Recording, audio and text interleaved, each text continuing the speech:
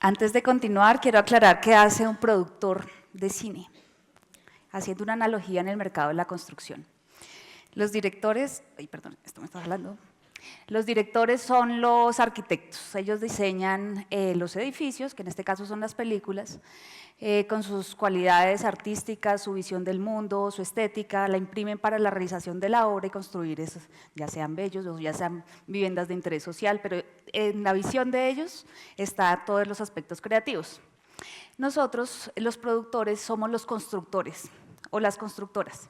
Primero financiamos las películas, pues desarrollamos los proyectos, financiamos las películas, contratamos a las personas, nos llevamos el día a día de la construcción, asumimos los riesgos financieros, legales, civiles, y nos encargamos de que los edificios no se caigan, es decir, que a las películas les vaya bien, que se lleven a feliz término, que se terminen, y las ponemos en el mercado, las comercializamos. Tantas formas de producir ahí como productores y de dirigir ahí como directores, pero pues obviamente les voy a contar la experiencia nuestra. Hablemos ahora del abrazo de la serpiente, para pues, contarles un poco sobre la película. Esta es la historia de la amistad de Caramacate, un chamán amazónico último sobreviviente de los Coihuano, con dos exploradores, Teo y Evan, quienes con 40 años de diferencia llegan a su vida buscando la yacruna, una planta sagrada que los ayudará a soñar. Siendo Caramacate un adulto mayor y sin memoria, es a partir de la llegada de Evan que empieza a recordar a Teo, quien llegó agonizante 40 años antes y con quien emprendió el mismo viaje, el mismo recorrido por el río en búsqueda de la planta. Y es a través justamente de este recorrido por el río que Caramacate recordará y unirá las historias, mostrándole al espectador su visión del mundo, la vida en forma de río que fluye, que es atemporal, que junta a Evan y a Teo en el espíritu de un solo aprendiz, que se va y regresa y a quien deberá transmitirle el conocimiento de su pueblo, su ciencia, su canción, antes de desaparecer.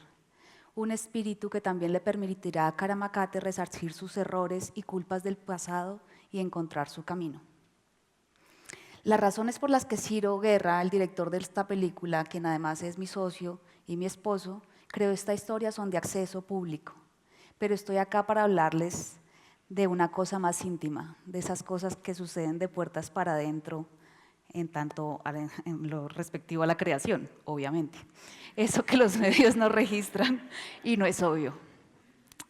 Estoy acá para contarles del proceso de creación, un proceso que necesitó de la dualidad para hablar del encuentro de los mundos, para abordar una visión no occidental en forma de relato occidental, una película espiritual que a la vez debía ser digerible y accesible para el público. Fue un ejercicio dialéctico, integrado, femenino y masculino, yin y yang, que necesitó como la vida de dos células absolutamente diferentes y complementarias, masculina y femenina, director y productora, una visión soñadora y una pragmática para llegar a la vida. Ciro, al inicio de esta escritura, tenía como referente los diarios de Theodor Koch Greenberg y de Richard Evans Schultes. Ambas historias se repetían con cierta variación y la película en este punto no se diferenciaba mucho de de una película de aventuras de un par de exploradores que van a la selva en búsqueda de una planta con su amigo indígena.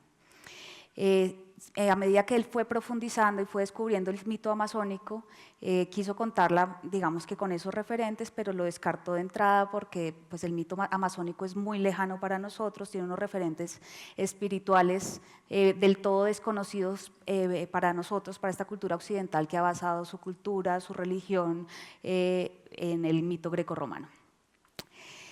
En ese momento, pues tengo yo que admitir que yo no conocía nada de las historias de estos exploradores, no había leído los diarios y tampoco conocía los mitos amazónicos. Pero experimentaba en mi vida personal una situación muy parecida en la que sentía que se reflejaba lo que le pasaba a estos personajes, lo que le pasaba a estos personajes en la película y en particular a Teo y a Caramacate. A mi mejor amiga, a mi hermana del alma, con quien no necesitaba compartir espacio, ciudad ni cotidianidad, con quien estaba conectada en un nivel más espiritual que físico, como un alma gemela. La desahuciaron de un cáncer cerebral justo al dar a luz a una hermosa bebé. Ese cáncer fue fulminante y se la llevó en 8 meses, tiempo durante el que intentamos, y estoy hablando de su familia, sus amigos, ella, obviamente, todos los remedios y terapias alternativas y curas posibles. Esto que le pasaba a ella me hacía pensar en Caramacate y en Teo, que también estaba desahuciado, que tenía una esposa y unos hijos pequeñitos en Alemania, en la inminencia de la muerte y en la fragilidad de la vida, en la búsqueda de perpetuar la vida de un ser amado. Me hacía pensar en mi hijo pequeño que también estaba recién nacido y en la capacidad de trascendencia de las historias y del arte. Me hacía pensar en Caramacate y en el dolor que podía experimentar y en la culpa que podía tener al saber que había dejado morir a su amigo, a su alumno, a esa persona sin que saber por qué, sin entenderlo, compartía los sueños. Una culpa que le haría perder la memoria y que solo podría recobrar 40 años después al resarcir ese daño con el encuentro con Evan, que sería el mismo espíritu en un solo cuerpo. En este punto recuerdo haberle dicho a Ciro que necesitábamos que la historia se contara desde el punto de vista de Caramacate y la forma de hacerlo era a través del flashback. Él pensaba que la película se podía contar en forma lineal, inclusive después de filmada la película. Para mí, el hecho de que se contara en paralelo hacía que entendiéramos las historias desde el punto de vista de Caramacate y que fuéramos recordando con él en este viaje, con el fluir del río, fuéramos recuperando su memoria. Él, que para mí era un personaje femenino con quien yo sentía mayor identificación, mayor empatía, él que al igual que yo o que nosotras sería explosivo, tendría una gran carga, sería intuitivo, tendría una gran carga de dolor, de soledad, de silencio. Él que al igual que yo podría mezclar todo, pasado con presente, vivos con muertos, sueños con realidades, la sensibilidad con la torpeza. Él sería contradictorio, sería emocional, sería irracional y sería capaz de amar y de olvidar con la misma intensidad. Pero esto que hoy puede ser obvio, pues antes cuando estábamos realizándola no lo fue tanto. Y no lo fue tanto porque yo no era directora y yo no era guionista, yo era productora, mi cargo era más técnico. Y eso me llevó a pensar en una realidad que no es aislada, pues lo cierto es que las mujeres en el cine tenemos una voz que es todavía muy débil. Pensemos por un momento en las guerras del siglo XX, la Primera Guerra, la Segunda Guerra, la Guerra Fría, la Guerra del Golfo, la de los Balcanes. De todas estas guerras, de la que más sabemos es de la Segunda Guerra Mundial, en la que murieron 7 millones de judíos, pero desconocemos que en la Segunda Guerra Mundial murieron casi 100 millones de personas. Y los países que más muertos pusieron fueron Rusia, China y los aliados, luego en la retoma por parte de y los alemanes, luego en la retoma por parte de los aliados. Pero la historia de la Segunda Guerra y la historia del Holocausto ha sido contada de una y de mil maneras en el cine. No es un secreto que los grandes estudios de Hollywood, los grandes directores, grandes productores, la mayoría de los miembros de la academia son hombres y son judíos. Por tanto, su voz y su historia ha sido contada y es parte de nuestra historia y de nuestro imaginario colectivo. ¿Qué pasaría si estos miembros de las academias y de los estudios fueran rusos o fueran chinos? Ahora volvamos a las mujeres en el cine. En Europa, 2 de cada 10 películas son dirigidas por mujeres. En Hollywood y en Colombia la tasa es 1 de cada 10. Y esta cifra es bien importante si entendemos que el cine es el producto cultural de mayor penetración en el mercado. Sin embargo, esta situación no es aislada, no es extraña si uno piensa que hace 50 años no podíamos ni siquiera votar. Que hace 50 años se revolucionó el mundo con la aparición de la píldora anticonceptiva y pudimos decidir sobre la procreación. Es decir, yo siento que hoy se nos están pidiendo cuotas de género, una igualdad 50-50, sin pensar que hoy todavía se nos trata diferente en la escuela, en la sociedad y en la familia. Recuerdo mis batallas y frustraciones a los 17 años.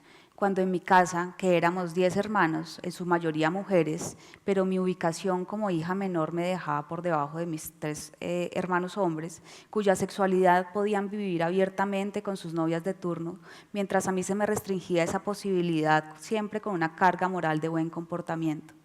Recuerdo pensar desde ese momento por qué nos tenían que tratar diferente. Luego, años más tarde, estudiando cine y televisión, recuerdo la calificación en un trabajo final de una materia teórica, dictada por una eminencia de profesor, reconocido además por su misoginia y por su mal carácter. Este profesor había retenido mi trabajo final y solamente me lo entregaría junto con un parcial realizado en clase con la siguiente nota: nunca pensé que alguien como usted pudiera escribir este texto, pero después de ver su parcial final realizado en clase, entiendo que este trabajo no es un plagio. Nunca entendí cómo podía tener ese preconcepto de mí, pues en su clase no había intervenciones, eran monólogos de 2 horas, y mi voz, junto con la de mis compañeros y compañeras, no era escuchada. Este profesor luego me confesó que había cambiado sus prejuicios, no solo por mi desempeño, sino por el desempeño de todas mis compañeras de clase, quienes eran mujeres brillantes. Éramos una promoción de 20 estudiantes, la mitad éramos mujeres. Yo hoy me pregunto, ¿dónde están esas mujeres brillantes? ¿Por qué no han brillado en la misma proporción que sus compañeros hombres en el campo laboral, cuando varios de ellos, incluido Ciro, son directores de cine, son directores de televisión, son videoartistas, son animadores? ¿Dónde están ellas? ¿Dónde está su voz? Con Ciro hemos hecho toda una carrera juntos como director y productora. Desde hace 15 años, de nosotros los productores se habla poco, pero eventualmente se nos menciona.